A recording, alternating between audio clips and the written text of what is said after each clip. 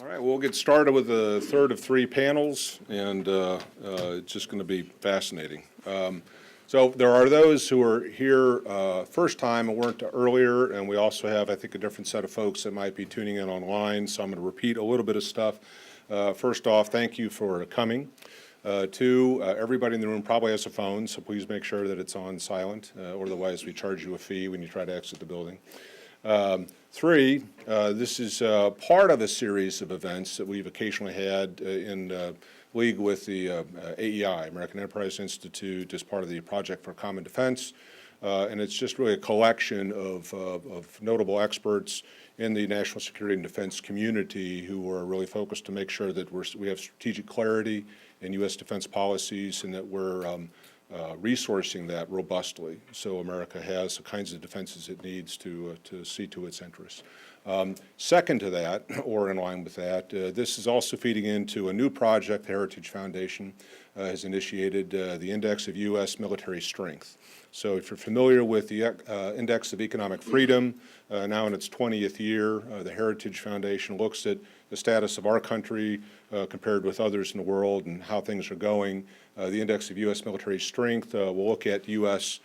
In the context of a broader world. Where are our interests? What are our competitors doing? What is the operating environment? And then how is the U.S. military postured in terms of hard power, in terms of adequacy to address those? So this panel discussion or previous ones, your questions and other things that we'll be involved in over the summer will feed into that project, and we'll be publishing our inaugural index this coming fall. So we look forward to advertising that. Straight off then into this panel, it'll be moderated by our own Dean Cheng, a senior research fellow with our Asian Studies Center, a top-notch expert of the first order on specifically Chinese political and military affairs, although his expertise is quite extensive. He's studied and written extensively on China's military doctrine, their operational concepts, the leveraging of technologies to improve its own posture in the Asia-Pacific region, sorted through their own investment strategies to see where they're actually investing in terms of developing anti-access area denial kinds of capabilities,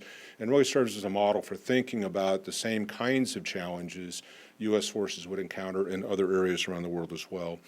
Previously worked at SAIC before coming here, as well as the Center for Naval Analyses and the Congress's Office of Technology Assessment. So it's just a great pleasure to have him here chairing the panel. I turn it over to you and introducing your fellow panelists.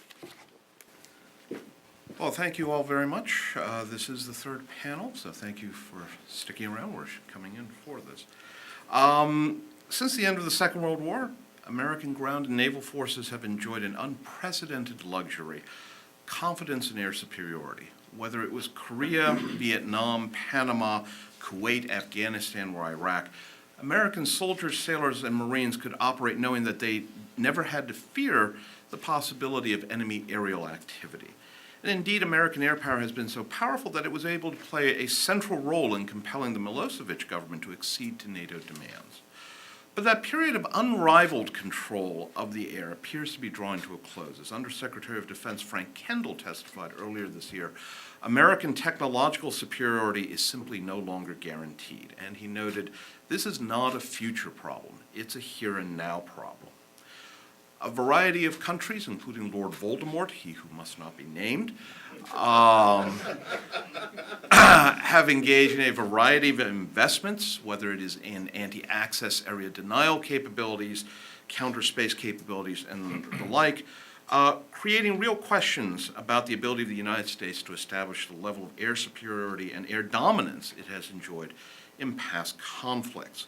What happens when U.S. forces may have to operate within the envelope of enemy air and missile attacks? How sustainable can such operations be if air bases and naval forces are regularly under attack from ballistic and cruise missiles? And how will air and naval aviation survive attrition, whether suffered in the air or on the ground? As Dakota was kind enough to note in his introduction, my background is actually China, so I don't have to answer any of those questions. Instead, we have a superb panel of actual experts to address these. Our first speaker is going to be retired U.S. Air Force General David Deptula. General Deptula was twice a Joint Task Force commander, was the principal attack planner for the Desert Storm Air Campaign, and commanded air operations over Iraq in the 1990s and over Afghanistan in 2001. He is currently the Dean of the Mitchell Institute of Air Power Studies and a senior scholar at the U.S. Air Force Academy. Second will then be Dr. Rebecca Grant. Dr. Grant has worked for RAND and in the offices of the Secretary of the Air Force and the Chief of Staff of the Air Force. She founded IRIS Independent Research, of which she is president, in 1995, and has worked on a variety of issues analyzing such things as the Kosovo, Afghanistan, and Iraq air campaigns. And finally will be Dr. Robert Haffa. Dr. Haffa was the longtime director of the Northrop Grumman Analysis Center, a very unique think tank. He took up that position after retiring from the U.S. Air Force and serving in Vietnam in postings to places like Korea, the United Kingdom, and the Pentagon, perhaps the worst of all of those places. He is currently the principal at Haffa Defense Consulting LLC, as well as a non-resident senior fellow at the Center for Strategic and Budgetary Assessments and an adjunct professor at Johns Hopkins University. General Deptula. Well, thanks, Dean, and Dakota, thanks very much for the opportunity to be here today and talk about these subjects. They're very topical, and I appreciate Heritage putting together the forum. And thanks to all of you who have stuck this out since the beginning when we heard from our naval brethren. Now, what I thought I would do today is offer for your consideration a bit more of a macro level perspective. Some of the things that I'm going to talk about don't seem to get a lot of airtime here inside the Beltway for some reason, but we'll chat about those. Whatever happens with sequestration, everyone in here is aware that the Pentagon planners are struggling to fit the service's myriad of programs under a reduced budget top line. We have advocates out there who point to their particular service or programs of preference or personnel as absolutely vital to U.S. warfighting capability. We have technologists that point to new capabilities that will allow us to do more or equal with even fewer resources. And traditionalists are out there, and you've heard some of them today, encourage maintaining or even increasing manpower to achieve security objectives the old-fashioned way, with boots on the ground, airmen in the air, sailors at sea, or Marines in the mud. So how can we resolve these competing paradigms of defense investment in this era of constrained resources that we find ourselves? Well, I'd suggest to you that the answer lies in addressing three separate but fundamentally related issues. The first one being prioritization of our nation's security objectives. What is it that the American people expect its military to be able to do? Second, how we organize to achieve those security objectives. And third, optimizing the potential of what we already possess by exploiting our capabilities through new concepts of operations. So I'm going to talk about each one of those three and kind of summarize my perspectives on them. First, how should we balance our resources to achieve our nation's security objectives? Before we engage in any additional cuts to national security spending, it may be wise to figure out just what are our nation's priorities. Now, everybody has an opinion. The question is, whose should carry the weight? Perhaps a starting point can be found in the preamble of our Constitution. That seems to be a pretty good authority that's served the American people well, and seeing that we're at the Heritage Foundation, it's something that everyone is familiar with. Now, it specifies, to be brief, that our government was established to, quote, provide for the common defense, promote the general welfare, and secure the blessings of liberty to ourselves and our posterity.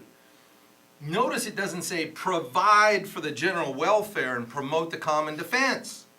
It says just the opposite. I would suggest to you that providing for the common defense is U.S. government jobs one. But observing the debates over taxes, spending, and the deficit provides ample evidence that too many people in national leadership positions who should understand this, in fact, do not.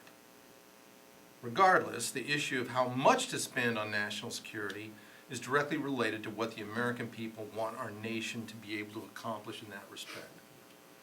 Do the American people want the United States to maintain its position as the world's sole superpower or not? Is having the capacity to prevail in one single regional conflict, but only hold in a second one, sufficient for America's security in the future?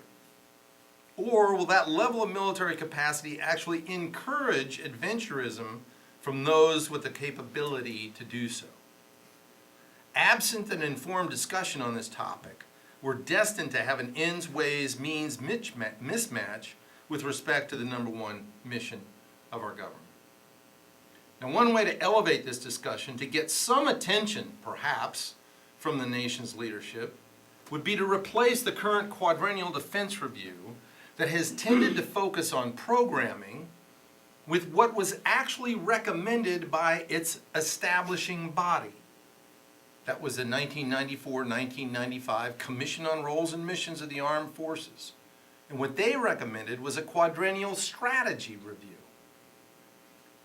However, given the record of governmental reform, don't hold your breath.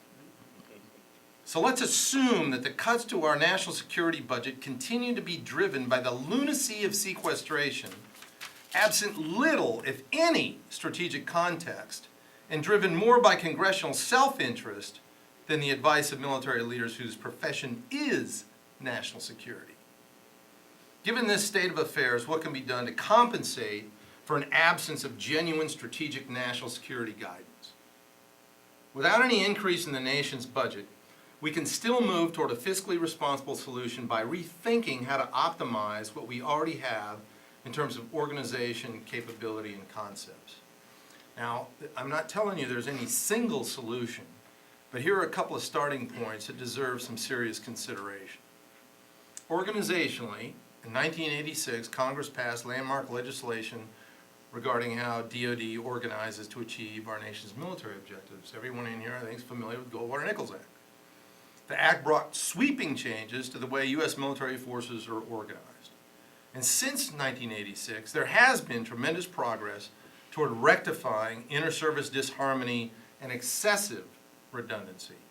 However, today there is a danger of reversion to old-fashioned service parochialism and the abandonment of hard-won joint principles as reduced resources induce competition for budget share to justify a particular service's relevance. Now, there's some out there who simply don't understand that to have jointness, the separateness of our services is a requirement. It takes 25 years to hone the expertise to be a competent division commander on the ground, a battle group commander at sea, or a theater air component commander, or a fleet marine forces commander. Our joint construct of operations in the context of a strategic objective of retaining our position as the world's sole superpower requires that we have the world's strongest Army, Navy, Air Force, and Marine Corps in the world. That's not at issue. However, to optimally integrate service component capabilities under a joint force commander in the most cost-effective way possible means that the services must evolve with the notion of interdependency rather than self-sufficiency as a guiding principle in building their service program and personnel plans. And here's where the rub is. If there's any single benefit that may result from reduced resources for DoD, it's that it may stimulate this kind of evolution within the services. So far, there's been no evidence of that.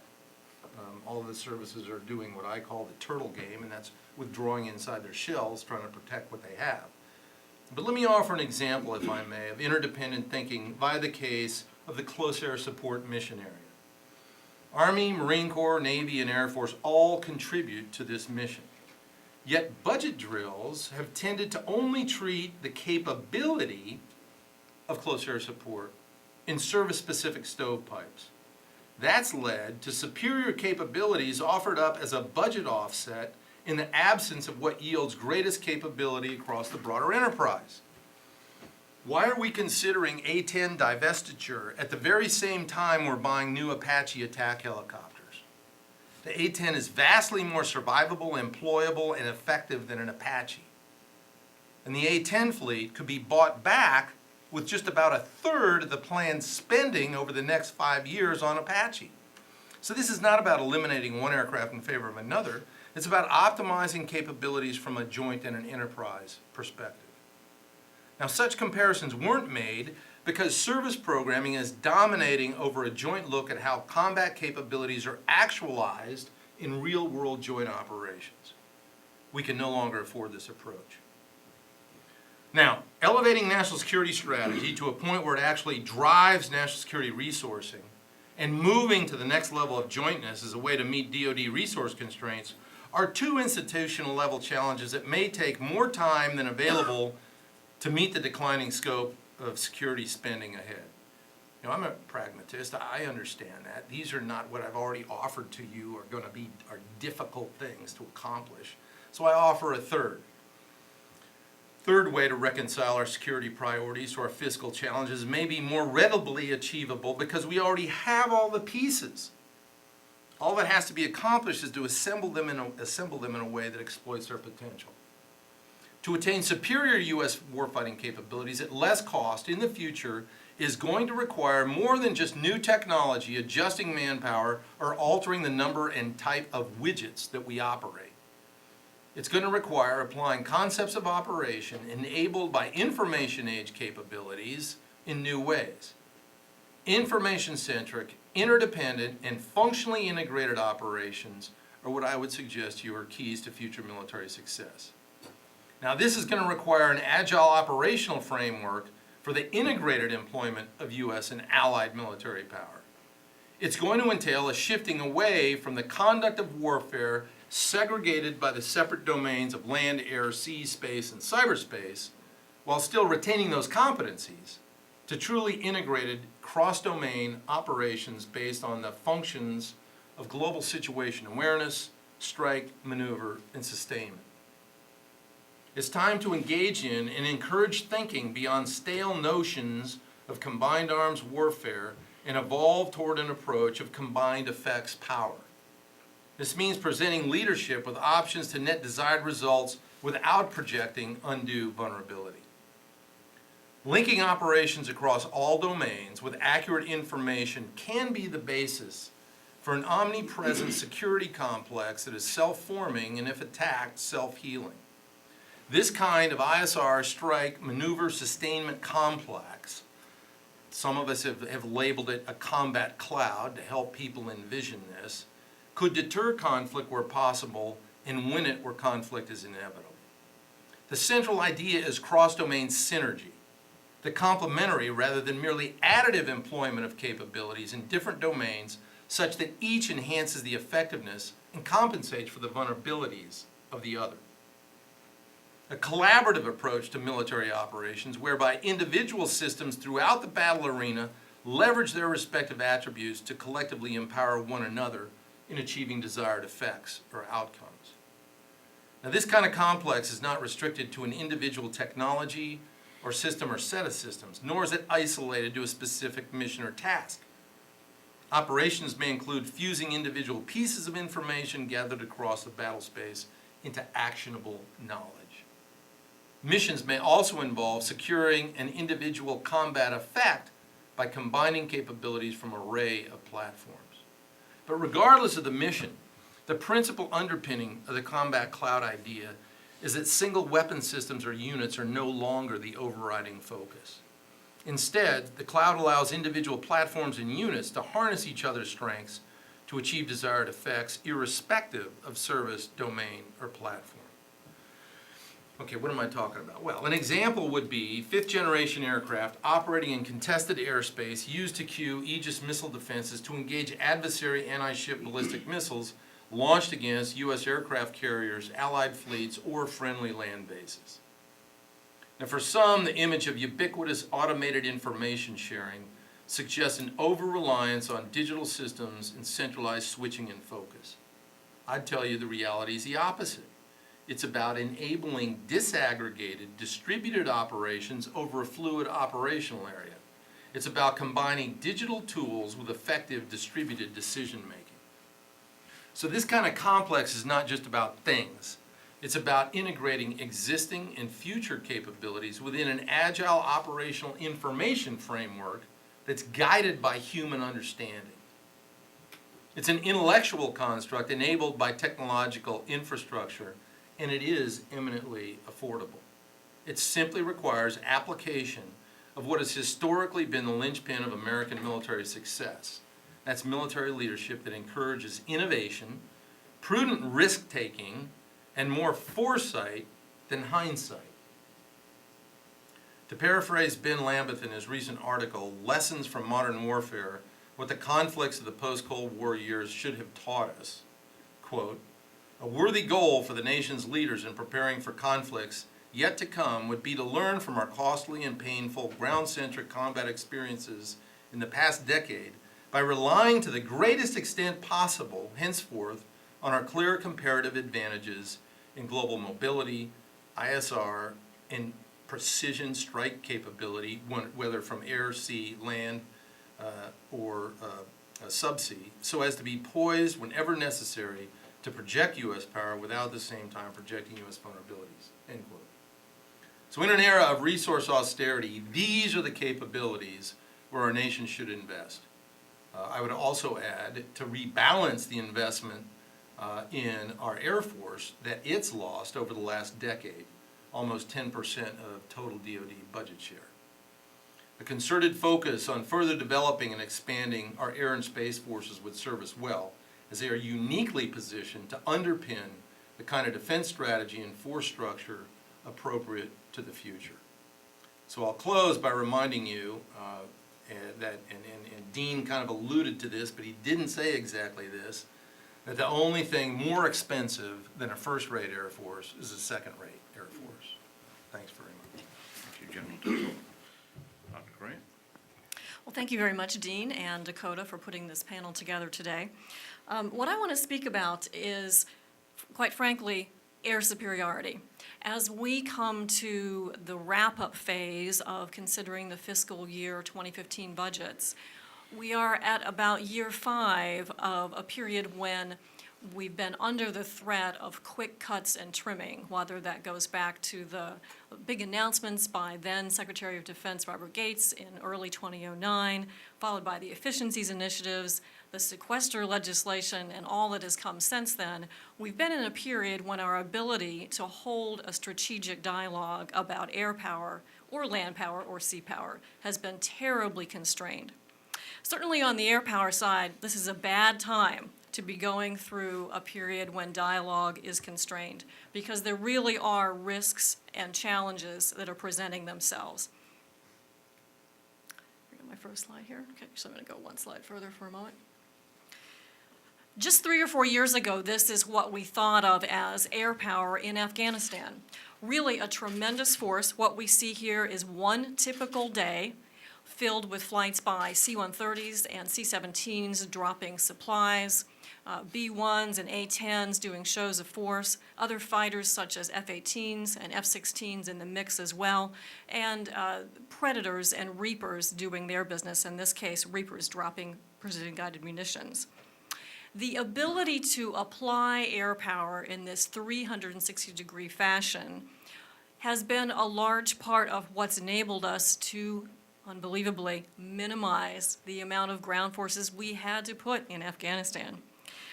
Everything that we did in that conflict rode on the backbone of superior air power, and as this chart shows, the ability to use this airspace for ISR, lift, or strike with complete impunity, and to support forces on the ground.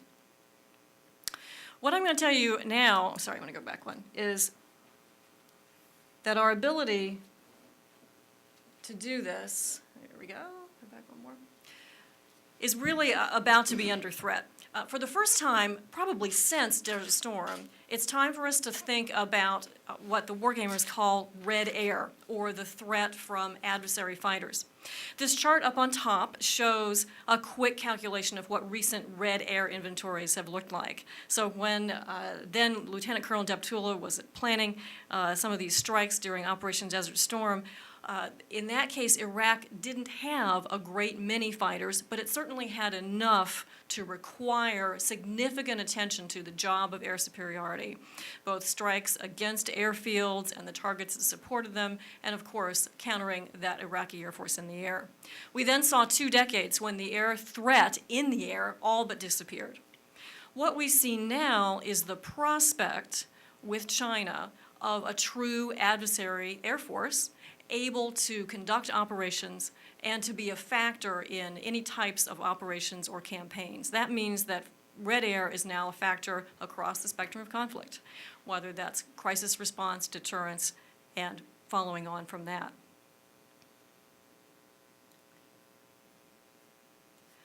Is this real? Sometimes I think there's a sense that we regard China's developing military capabilities as having a bit of a marshmallow center to them. Some may say it's been a long time since the Chinese military really engaged in combat. Their technology, while moving quickly, lags behind that of the West. Tactics can be said to do the same, and yet what we see in this chart is evidence of a very active Air Force indeed. This information, which is from the Japanese Air Defense Attaché, shows the number of scrambles by the Japan Air Self-Defense Force over about a 10-year period. What you can see there is an increase, first of all, by the Russians in activity around Japan, but what you see most of all is a tremendous upsurge in the activity of China's air forces. What this says to me is that here we have a People's Liberation Army Air Force that's getting pretty active in terms of its training, its ability to conduct more complex overwater missions, more 24-hour missions, and overall a level of activity that probably makes this area up around the East China Sea perhaps the hottest spot for air activity on the globe at the moment. Let us not forget then that air superiority in the future is going to have to contend with activity of this sort. What about the other piece of air superiority? And this is one that we have talked about some over the past 2 decades, but we need to remember that it remains key. Of course, this is what underlies our concepts of access and our strategies for countering anti-access capabilities. And this, quite simply, is the SAM threats. This chart up on top shows the number of unguided Iraqi SAM launches in Operation Iraqi Freedom, the major combat operations phase in 2003. What strikes me about this, of course, is that this followed over a decade of coalition air operations, and immediately prior, one intense year of seeking out active SAM sites and targeting and destroying them. Even a surface-to-air missile defense system that was as on its knees as that of Iraq in 2003 was able to put up quite a bit of resistance. These, of course, were systems that are now far, far outdated and are simply nothing like what we see with the spread of much more advanced Russian SAMs and the development by China of their own indigenous variants of these capabilities. What this chart must tell us is that this is something we must always take into account. This is not a threat easily suppressed. This is not the work of 24 or 48 hours. But it's something around which we must plan our force structure in order to have the type of air superiority that all our joint military operations count on. What about something a little more up-to-date? Well, this is only a little more up-to-date, but I doubt it's changed very much in the few years since this chart was given to me by a friend of mine. What it shows you is a laydown of the Russian air defense system, and there's nothing really shocking on here, I don't think, in terms of the systems. But what it again reminds us is that it is the technological capacity to challenge air power that we must continually monitor and guard against. It is exactly this sort of thing that has been missing from our larger strategic conversation about what types of military forces we need and about the type of air force that we need going into the future. So I want to take the last couple charts to show you why this is a tricky dilemma, and I want to use 2 here that talk about what it takes to counter and to obtain air superiority. I have to go all the way back again to Iraq in 1991, which may seem like a really long time ago, but I use it because it's the last time we had a fairly large target set. Airmen, like General Deptula, would break this down into a task called offensive counter-air. That means you have to strike certain types of targets in order to suppress any adversary nation's ability to challenge for air superiority. And the categories list these out, including airfields, integrated air defense systems, command and control, and several others that go into this. These are the actual numbers drawn from Desert Storm, and this took a fairly concerted effort to deal with. What I want to suggest to you just in a notional manner is assume that your next adversary might have a much larger anti-access capability. Grant, I think you need to go back one. I'm sorry. Okay. Thank you. Okay. Assume that this might have a much larger capability. And you can see that simply the number of strikes required in a peer target set is going to be much, much higher. Of course, this is just a notional chart, but what it should suggest to all of us concerned with force planning is that we must build a force that is able to take on this type of activity and to do it at the level of risk we wish to assume. Do we want a force that is so small and so old that we have very little chance against this type of target set? I don't think so. Deterrence, of course, rests on a credible capability, and it rests in a very key way on our ability to win and assure access to the air. These are the type of questions that we need to be debating as we look at our future defense program. Let me move on and add one that you saw a little flash of a moment ago, and that is a new challenge, something that's not new to any of those of you who are familiar with military history, but maybe something a little bit new in terms of our broader debate. And that is, if we are looking at the Pacific, we may very well use air power against ships. This was obviously done a great deal in World War II and at many other times. Right up through the Cold War, our Air Forces and Navy, of course, planned to be able to employ air against surface craft. This demonstration here, which General Abdul, I think you might have had a hand in this, shows a JDAM destroying an out-of-commission U.S. Navy vessel. And this is the type of ability that we must retain within our air forces in order to assure that we have the ability to win access to a region where these threats may exist. What types of threats may we be talking about here? Well, I think it's well known that one of China's abilities with some of their guided missile ships is to be able to launch a very capable surface-to-air missile. This gives them the ability, in a sense, should they choose to use it, to push their air defense screen out into the waters and will make naval targets part of what we have to do in the future. I think there's no question as we look at this that we really have to think a bit more about what we need for air superiority. Unfortunately, again, we're trying to do this at a time when our principal investment in this, the F-35, has been very, very slow to mature. I'm speaking here not so much about the capabilities of the aircraft, which when taken off probation in after 2010, seems to have really come along.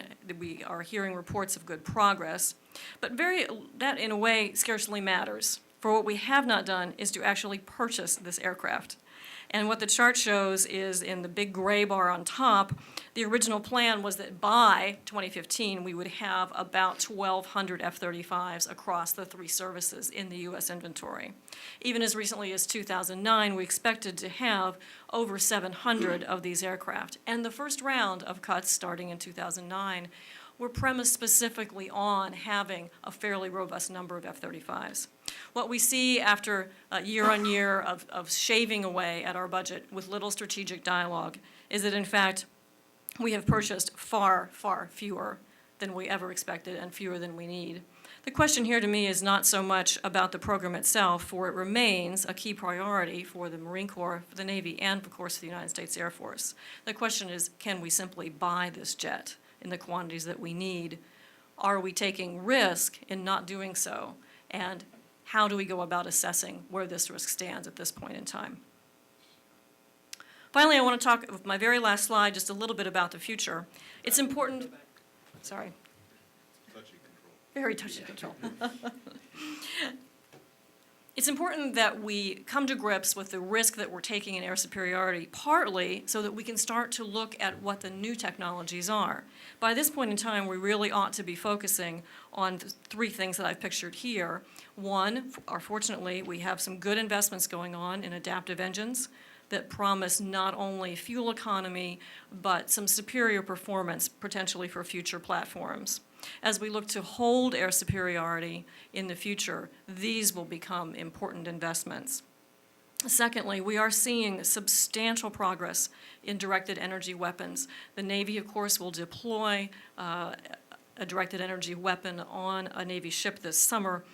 We are seeing potential applications of this for current and future airframes as well. I'd much rather be sitting here talking about how directed energy will figure in air platforms and air combat in the future than talking about our need to remember that we must prepare for air superiority. And finally, in hypersonics, often described as that great invention that would never be realized, has made some substantial progress on some divergent paths, different concepts of how progress should go forward. But I think at this point, no arguing with the fact that we have seen some major accomplishments and milestones.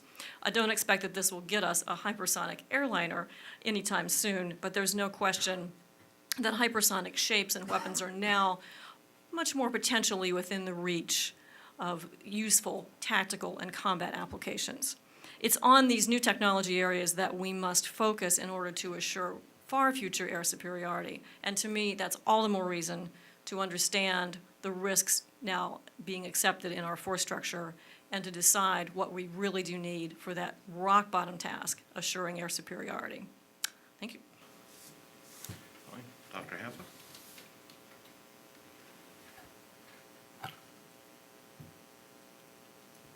Just see if I get a slide here. Thank you, Dakota. Thank you, Dean, for inviting me.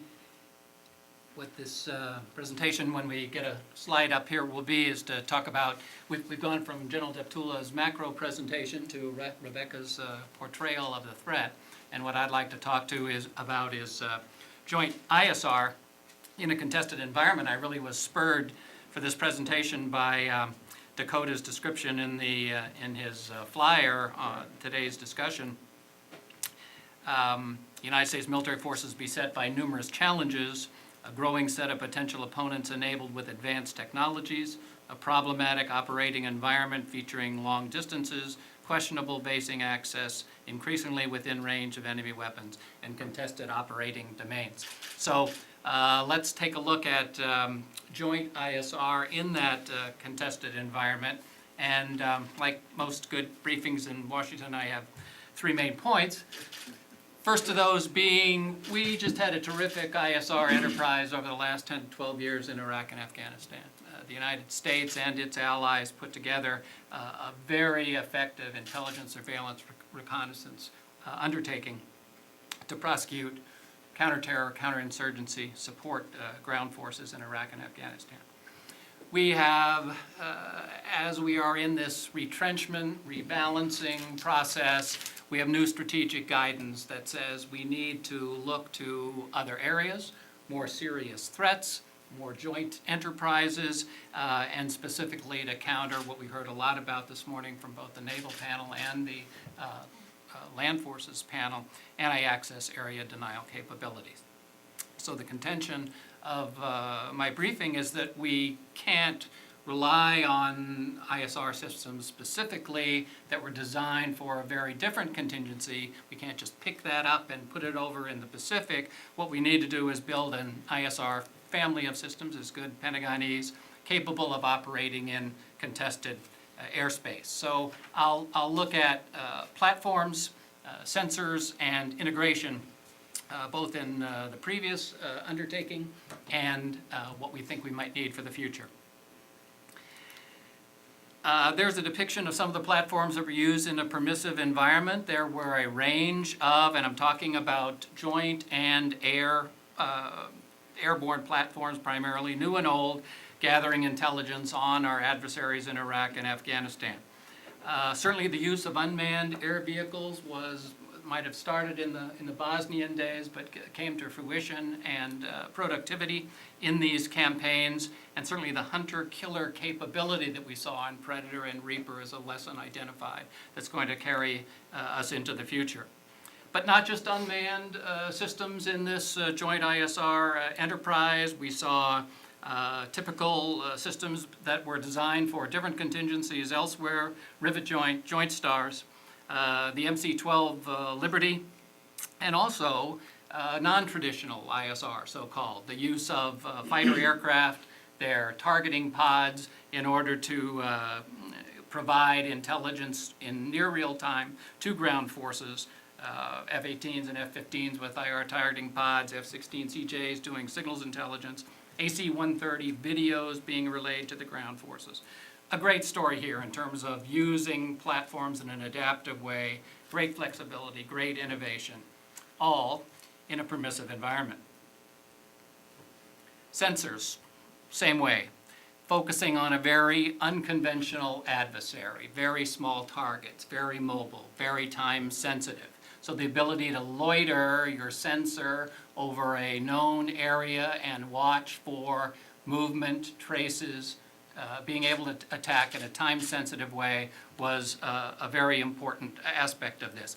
Full motion video, probably the most significant sensor developed, again, depending upon loitering, depending upon multispectral sensors from other capabilities. And again, that non-traditional ISR, very often fighters were programmed in the daily operation tasking as an ISR asset to be able to provide what we might call ISR CAS, close air support, to ground forces that needed that situational awareness.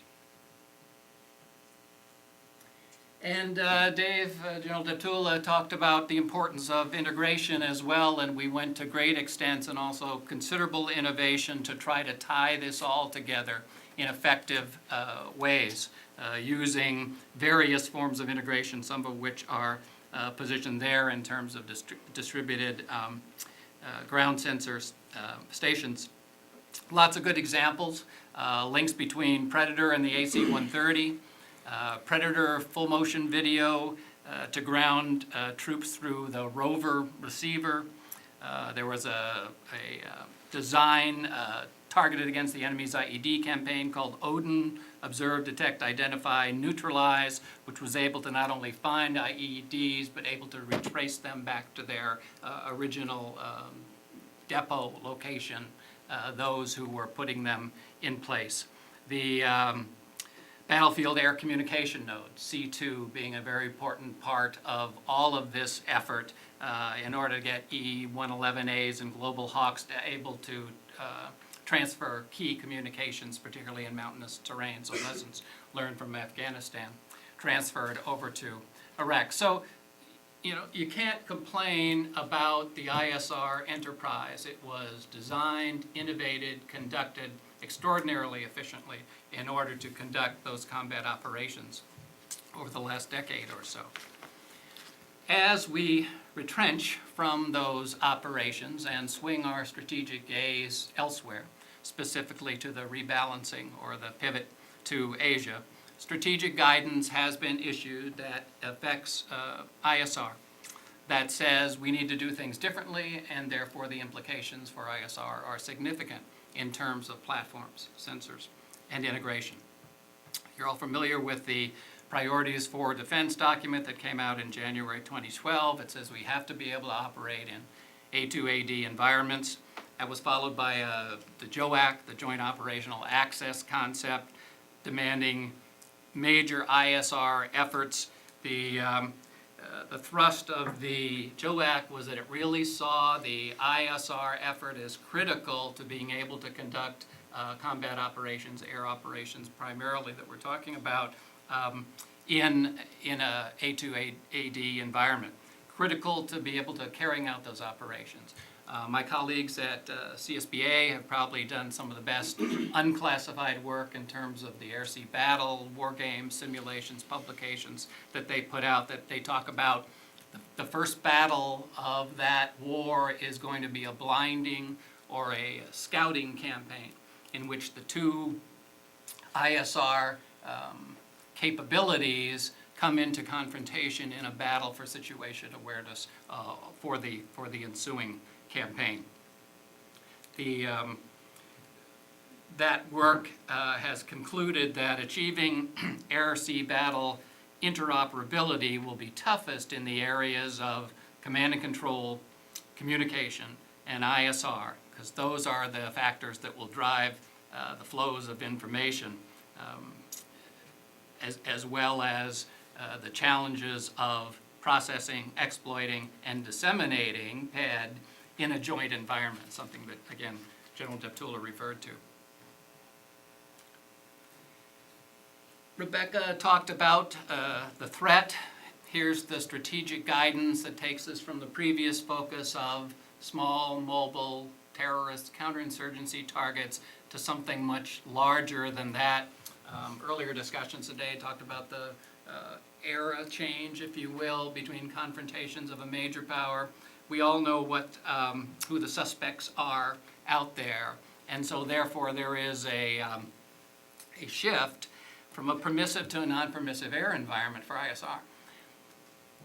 But we've also heard a number of other things today from different panels, and I think it's a little glib, particularly when it comes to resource allocation, to say, okay, we're going to take all that ISR enterprise dollars and platforms and swing them to the Pacific or to swing them to some of these platforms and sensors I'm going to talk about, because if you read President Obama's West Point address, in which terrorism and counterterrorism are high on the nation's priorities. I saw Mike Vickers was in the news today talking about 3 principal threats, the first of which was terrorism. So you can't divest, we can't divest ourselves of those capabilities. Sure, we will bring them down as ground forces are taken down. But that doesn't mean that we can relax the ISR enterprise that has been focused on those targets because of their continued importance. So, and I was thinking, as an old force planner, it used to be pretty simple when we talked about 2 major theater wars, because you took all that was necessary for one, General Deptula's Gulf War, and then you multiplied times 2, and all the same kind of stuff is what you needed for the second war. This is a very different equation of a 2-war scenario for planning. You've got one that still relies upon this ISR enterprise against mobile counter-terrorist small targets in a permissive environment relatively. And then you have a whole other force planning issue that says, now we need to take on somebody who's far more capable. I think most in this audience are quite familiar about what those threats might be, and therefore what the ISR order of battle would look like, and it certainly can appear daunting.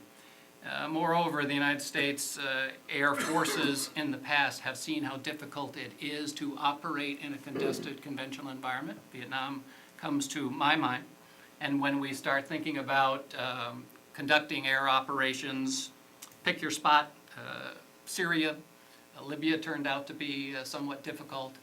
Multiply that now times Iran and North Korea, let alone Western Pacific, and you have these kinds of capabilities, some of which Dr. Grant outlined in terms of air superiority. They're going to make ISR in contested airspace a very difficult proposition. So what do we have to do? Learn those lessons from the past and begin to adapt those systems to take on the adversary of the future. Maybe we do have, as the naval panel is talking about, 10 to 15 years to do that. That would be fortunate if that were the case, although others already said you need to be prepared to take on this environment as soon as we can. So, Predator Reaper did great. They're not survivable in a contested air environment. What's out there to replace them? We'll talk about a couple of others, but certainly the Navy UCAS-D, the X-47B, was a step in the right direction. As we know, that's sort of been set aside for now the Navy's U-class program. We can talk about that a little bit more as we consider the prospects for these kinds of platforms. There may be some classified Air Force programs, which of course we can't talk about, but we'll again allude to. Good performance by Global Hawk in a permissive environment. Triton, the Navy's BAMs, will be part of that as well. You probably need to get them standoff and self-protection if you are thinking about using them in a contested air environment. Don't hear very much more about the Sentinel RQ-170, but was very key in the Osama bin Laden operation, evidently, and probably some lessons learned from that. Maybe we can refuel U-class. We'll talk about the RFP that's on the street. Non-traditional ISR, a big plus here, I think. rather than F-15s and 16s and 15s, we've got, or 18s, we've got the F-22 and the F-35 coming on board that will have tremendous capability in terms of collecting ISR. The F-35, when it flies in whatever numbers, vacuum cleaner kinds of capability to collect ISR and to be able to integrate it. And we probably also need to think about, although we're really focusing on air breathers here, but space-based assets are going to be far more important in a contested air environment than they were over the past decade. And that means ISR satellites. It could mean the space plane, which again no one talks about very much, but could be a very important asset. Sensor requirements. Very different kinds of things we're going to be looking at in a contested environment, particularly the anti-access area denial forces and networks. Want to find ASAT capability, the adversary's long-range ISR, their precision land attack and anti-ship cruise and ballistic missiles. Those are the sorts of things that ISR sensors are going to have to discover in the future. So there's a list: UAV payloads, non-traditional ISR again, ESA radars, electronic attack on 5th generation, digital radio frequency memory to enhance the defense of those fighters, and again, space-based. I don't know what does ground movement target indication or coherent change detection in a contested environment. We probably need something that can do that. IR, we can capitalize on the new space-based infrared system in order to get IR event signatures such as theater missile defense launches. So leveraging those space-based assets are going to be important for their sensor capability as well. Again, General Deptula talked about the importance of joint integration. So upgrading those distributed ground stations, air operations centers, connectivity not only by service or by stovepipe, but across the board. The need to integrate stealthy assets. There's been discussions and programs so that stealthy aircraft not coming online, but in the future will be able to communicate with each other, but also to be able to communicate with non-stealthy assets. UAVs need to be encrypted. DARPA said they can invent a non-hackable UAV. That would be very helpful.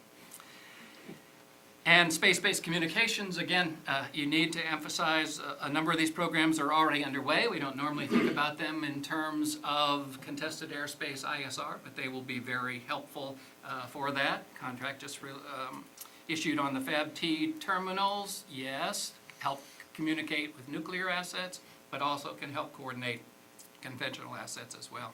Maybe time for TSAT again, that transformational laser-based communication system, found too expensive, found not technologically mature. Some of those things have improved, and you might have to think about defending your space assets as well. So that's a pretty big menu, isn't it? How are we doing? I'm going to wrap up right now. Thank you. Joint Stars recapitalization. It's going to be a non-stealthy commercial aircraft, 737 or maybe a Gulfstream. X-47B, now not in the museum, but it's only funded through 2014-15.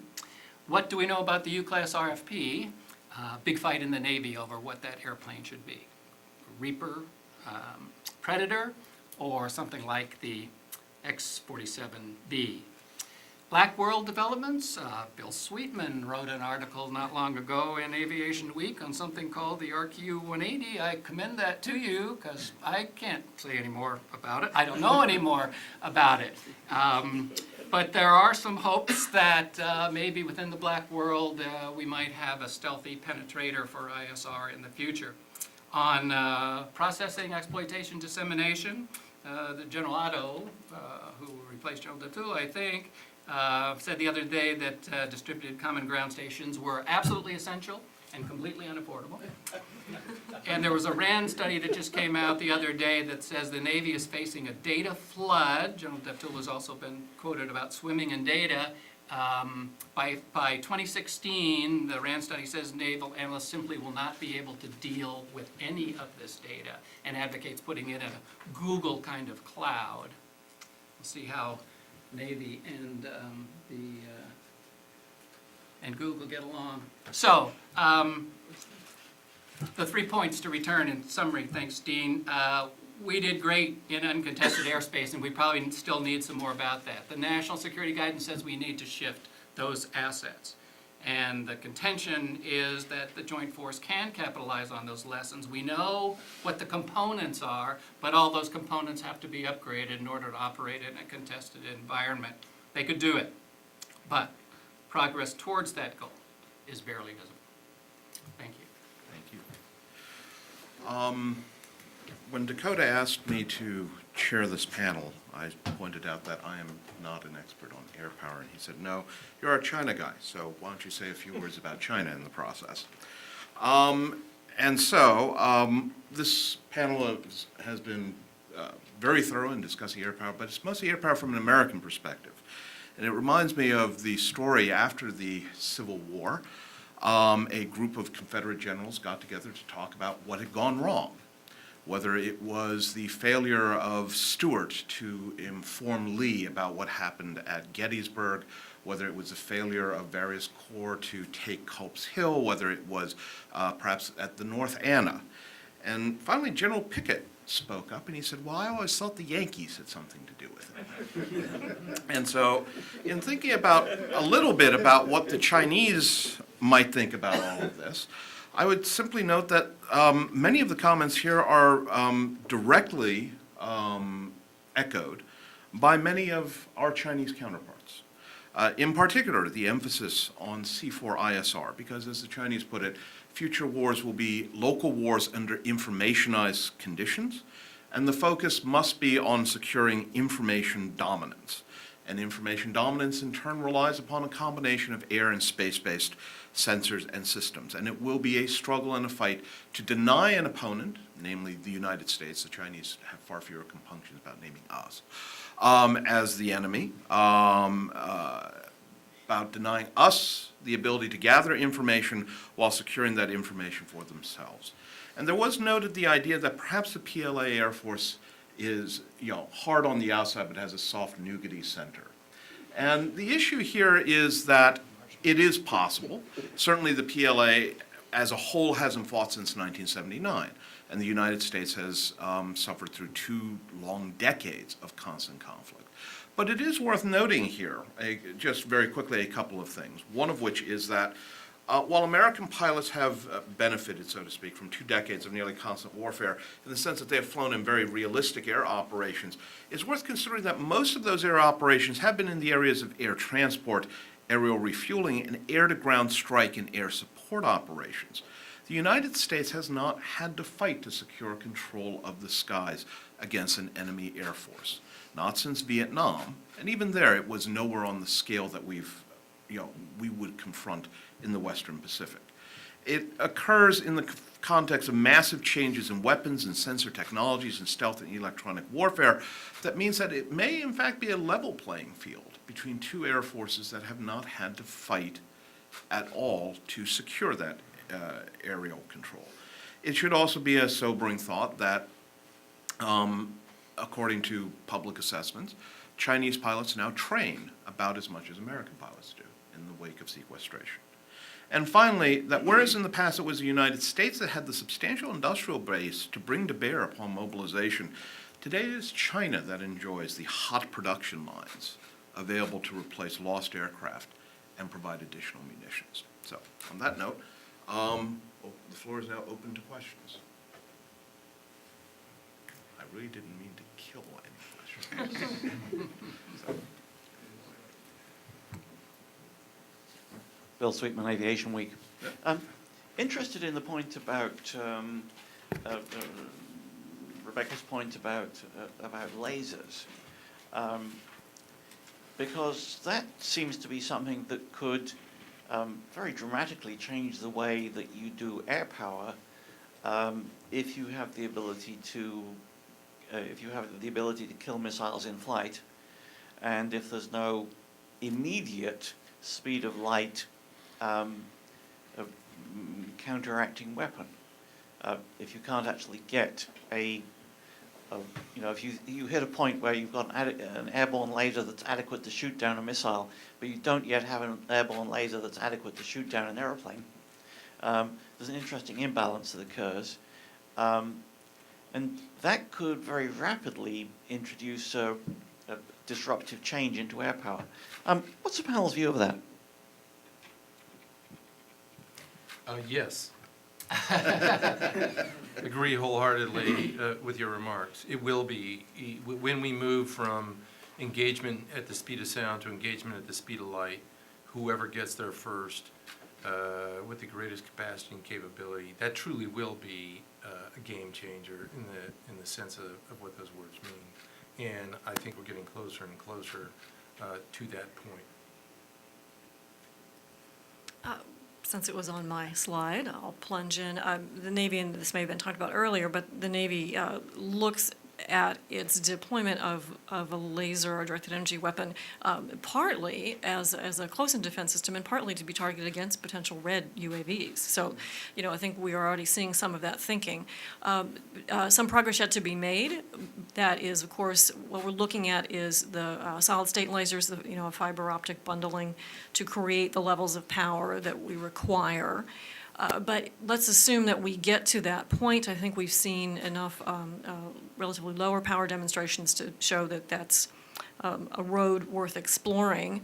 Then you have a question of, quite simply, the first question is, do you use an onboard laser as an offensive or as a defensive weapon or as both? So those are the types of questions that I'd like to see us talking a little bit more about as we look at our next generation of aircraft. And thinking about the space power and cooling, as the aerodynamicists say, in order to incorporate these new technologies. My friends who helped design and develop the F-35 used to call that extra space that's there for the F-35B the laser bay.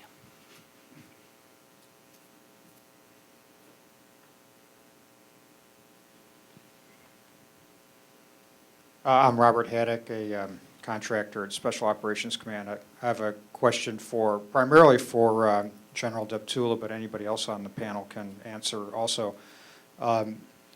The latest issue of the Air Force's Air and Space Power Journal had an article by an Air Force captain describing a unmanned or robotic air superiority fighter, and based on his research of the latest technology coming out of MIT and Carnegie Mellon and other places, said that this is feasible, practical in the medium term, and that an unmanned air superiority aircraft, if you could get the software developed for it, the artificial intelligence software, would have great advantages over a manned equivalent in terms of G-force capability, negative and positive, OODA loop performance, stealthiness, and many other factors, and could be revolutionary in terms of achieving air superiority. General and the other panelists, what's your response to that? I think at some point in time we'll get there, but it won't be the medium term. You caveated the remarks with if we can capture the software associated with the artificial intelligence required. One of the biggest challenges that we have in the air-to-air arena is the dynamic nature of that environment where you have literally an infinite number of potential possibilities that you have to resolve, and we have yet to achieve with artificial intelligence and the mechanization of the software to the reaction on the part of the combination of the sensors, the weapons, and the aircraft performance that we can still achieve only with a set of Mod 1, Mark 1 eyeballs connected to the computer between a human's ears and the sensors and weapons on board an airplane. We're just not there yet. So I'd question the medium term, and quite frankly, we have enough challenges with dealing with what Bob Hoffa just referred to and spoke about in the context of how are we just going to sense inside contested airspace to meet the challenges of the information requirements of a war fight. So I really, as someone who's flown air superiority for 35 years, it's going to be it is going to take a while to get to that point yet. I think there may well be advantages. I don't think that well, let me put it this way. The investment required to do that and spend the money to do that today, I think would result in a disproportionate effort relative to the potential benefits. And again, I'd rather see those dollars spent on cracking the directed energy challenge that we have, which, by the way, would then offset the need for the kind of traditional air-to-air challenges that we face today. Because again, if you're engaging at the speed of light, whether you pull 9 Gs, 10 Gs, or 20 Gs, it kind of doesn't make any difference. I think Dr. Grant is the expert on autonomy and UAVs. She wrote a very nice piece not long ago on that, but it seems to me that that's one of the key aspects of trying to, other than the ones that General Deptula mentioned already, is how much trust do you put in the autonomous UAV to do something as complicated as air-to-air. What you might see in the medium step and more midterm is an F-22 controlling multiple UAVs out there, in which you've still got the Mark I eyeball and the human computer, but you got a great addition to, we all admit, not enough F-22s. So maybe you add capability to those by turning that into a mothership of air superiority. I think the real potential for disruption is not in creating the software to take the woman out of the F-22, but in completely changing it from the aerodynamics up, so that you because now to buy this air superiority vehicle for a crew or not, you're going to need the engines, the propulsion, the structures, the software that goes with it. The real potential for disruption is in looking at some completely different type of vehicle. And honestly, we will talk about that, I think, for the next 10 or 20 years. And what I would like to see is, I'd like to see some demonstrations. I'd like to see some, ATD-type demonstration of even the vehicles we have now that we know are very small, and they're not air superiority platforms, but they can do the swarming, they can do. I'd like to see some of this taken out on ranges and flown a bit, so that we have something more to talk about other than the theoretical parameters. I want to see some demonstrations of this. That would be very exciting. I'm going to pipe in here just briefly and note, though, that one of the issues to consider is that if you go towards more autonomous, unmanned, uncrewed vehicles, then the software, as noted, becomes key. And that raises some very ugly questions about information security, beginning with the software that goes into the airframe, whatever the airframe may look like, to how that airframe is then controlled, whether it's remotely, even by an F-22 flying alongside or someplace else. What does that do to the air superiority struggle? What is the relative role then of the kinetic weapons versus the electronic weapons? It makes the electronic domain in some ways the precursor for air superiority. If you had massive broadband jamming, if you had things like that where, for whatever reason, the electromagnetic spectrum was now off limits to all sides, it raises some really interesting questions about how that affects air superiority. And considering that we are the ones who will still be playing the away game, and at least in the Western Pacific, the Chinese will be playing the home game, what does that do in terms of distances, line of sight, and electronic purity, goodness in that context?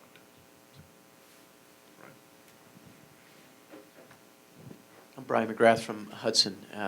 Bob, I wanted to ask you if you could very briefly review the terms of the U-class kerfuffle in the Navy, and then tell us what the Navy should do. I bet, Brian, you know those better than I. But in simple, and please correct me if I'm not wrong, there has been a debate over, as there always is and probably should be, when you start to put a new aircraft on a carrier, and unmanned ones pose particularly challenges, although the X-47B did an awful lot, I think, to reassure people that you could put an unmanned vehicle on a carrier. But the basic division seems to be, do we just content ourselves, the Navy, with a Predator-Reaper kind of capability that will provide ISR for us over the objective area? That would be very valuable. It would be an asset that the Navy did not have organically. However, it would still be limited essentially to uncontested airspace. And given what the Navy's been involved in over the last decade, it probably would be very helpful. The other side of the argument, and the new Deputy Secretary of Defense, among others, has been strong on the side of something that is penetrator, stealthy, strike capable, and would add considerable value to carrier warfighting capability over distance, refuelable, and would be able to penetrate in a contested air environment. So my reading, and that's all I've been able to do other than talking to a few friends, of the argument is really gone back and forth in the RFP. There is a draft RFP out for comment. The major industry players, I think we all know who they are looking at that with interest. And if it goes to a Predator-Reaper kind of platform, I think we know who the winner will be. If it's something more along a Sentinel or X-47B, then there's a greater competition between those companies who have produced those kinds of platforms. What should the Navy do?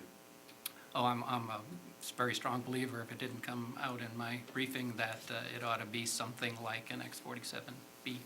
It ought to penetrate, it ought to have payload, it ought to be able to loiter in a contested environment, it ought to be connected to other stealthy assets, it ought to enable the carrier to be able to continue to fight in a A2AD environment.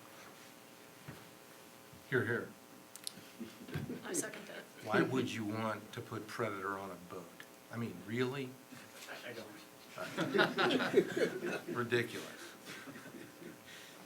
Any other questions? In the back? Thank you. Jim Obraska again, picking up on Mr. Sweetman's comment. I think we may be focusing a little too much on kill missiles, because we can't. Keep in mind, the system that can kill missiles can also be integrated into an EO picture denial system, which will really which will make integrated countermeasures, image integrated countermeasures real interesting, and it will break into the engagement cycle and really affect combat ID. And how do you feel about that hypothesis?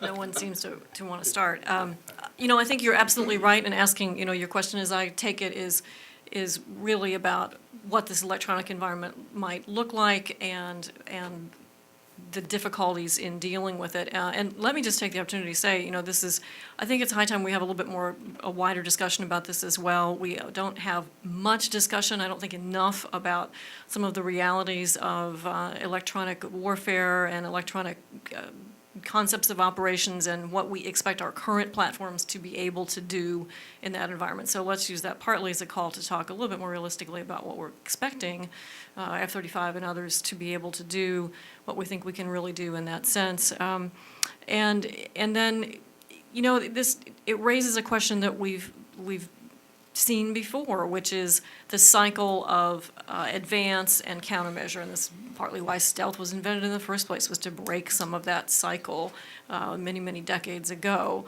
And I think similarly we need to we have some exciting different waveforms out there with a lot of potential, and let's make sure that we are not shortchanging our research into those areas and failing to develop something that could be quite revolutionary. Yeah, it's an extremely important topic. It's one I know the Defense Science Board just spent a year-long study on. I've not read their conclusions yet, but it is extremely important and something that needs to be addressed. On that note, please join me in thanking our panelists.